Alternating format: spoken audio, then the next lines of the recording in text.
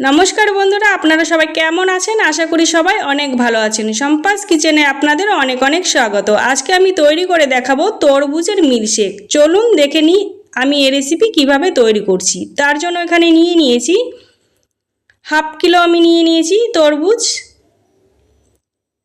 তরমুজটাকে আমার এতটা তরমুজ লাগবে না, এটা আমি সরিয়ে রেখে দিলাম। আর আমি তরমুজগুলো ছোট ছোট করে কেটে নিয়েছি, বীজগুলো ফেলে। একটা মিক্সচার জার নিয়ে নিয়েছি। এবার কেটে রাখা তরমুজগুলো মিক্সচার জারে নিয়ে নেব। আর নিয়ে নেব 2 চামচ চিনি। একবার হলে বন্ধুরা এই রেসিপিটা বাড়িতে বানিয়ে খেয়ে দেখবেন, ছোট থেকে বড় সবাই খুব পছন্দ করবে। আর নিয়ে নেব আমি কয়েকটা কাজু বাদাম। আপনারা কাজু বাদামটা বাড়িয়েও নিতে পারেন। আর আমি নিয়ে নেব এখানে গরুর দুধ, জাল করে আমি ফ্রিজে রেখে দিয়েছিলাম, সেই ঠান্ডা দুধটা নিয়ে নেব। নিয়ে এবার ব্লেন্ড করে নেব।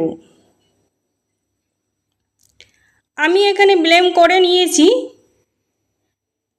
আমি এরকম দরদরা করে একটু ব্লেন্ড করে নিয়েছি।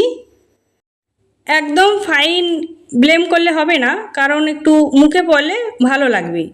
এবার দুটো সার্ভিং গ্লাস নিয়ে নিয়েছি। ব্লেন্ড করা রাখা তরমুজের মিল্কশেক আমি সার্ভিং গ্লাসে ঢেলে নেব। আর আমি দিয়ে দেবো 3 টুকরো করে বরফ। আমার এই সাধারণ রেসিপি যদি আপনাদের ভালো লেগে থাকে, লাইক, কমেন্ট, শেয়ার, সাবস্ক্রাইব করে আমার পাশে থাকবেন।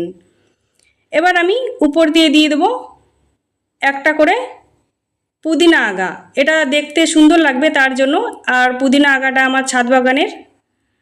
ব্যাস রেডি হয়ে গেল তরমুজের মিল্কশেক। ভালো থাকবেন, সুস্থ থাকবেন, সাবধানে থাকবেন। আবার চলে আসবো অন্য কোনো রেসিপির সঙ্গে।